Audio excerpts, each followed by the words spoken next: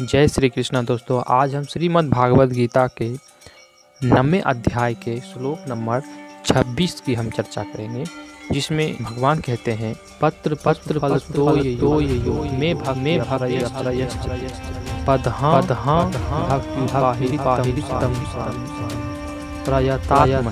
अर्थात इसका मतलब हुआ, भगवान कहते हैं कि यदि कोई प्रेम और भक्ति से पत्र हो, फूल हो, पुष्प हो, यदि हमें प्रेम या जल हो, यदि हमें प्रेम से चढ़ाते हैं तो वो हमें स्वीकार है, वो स्वीकार करते हैं। लेकिन प्रभु कहते हैं कि यदि हमें अभक्ति मन से कोई आस्था ना रख के हमें 56 प्रकार की भोग हो या कुछ भी दुनिया भर की भौतिक सामानें हमें चढ़ा दे तो वो हमें स्वीकार नहीं।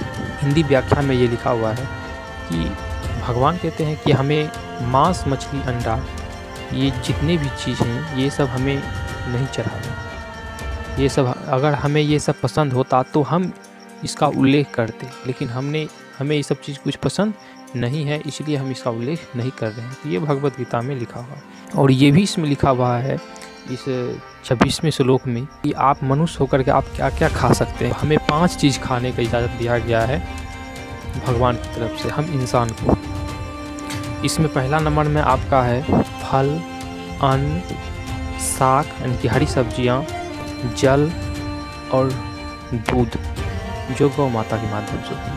तो हम ये 5 चीज़ें जो हैं हम ये खा सकते हैं, सिर्फ इंसान के लिए बनाए गए हैं। इसमें सारे चीज़ आ गए जो एक शाकाहारी जो खाते हैं, जो इंसान खाते हैं। इसके अलावा और कुछ भी जो खाते हैं, हम कुछ भी खाने को कुछ भी खा सकते हैं, लेकिन इसके अलावा हम कुछ भी खाते हैं तो वो भगवान कहते हैं कि हम पाप खाते हैं, वो हमें नहीं खाना चाहिए। और इसकी व्याख्या में ये भी भगवान कहते हैं कि आप जब भी खाना खाएं, जब भी यदि आप कुछ खाते हैं तो आप कम से कम भगवान को थोड़ा सा ज़रूर चढ़ाएं। कुछ भी खाते हैं तो थोड़ा मात्रा में इसे ज़रूर चढ़ाना चाहिए ताकि भगवान उसे स्वीकार करे प्रसाद के रूप में। यदि ऐसा कोई नहीं करते हैं तो वो इसका मतलब जो है वो पाप खाते हैं। ऐसा भगवान का आदेश दिए हैं श्रीमद् भगवत गीता के 9वें अध्याय में परम गुहा ज्ञान में। तो मिलते हैं फिर किसी वीडियो में, तब तक के लिए जय श्री कृष्ण।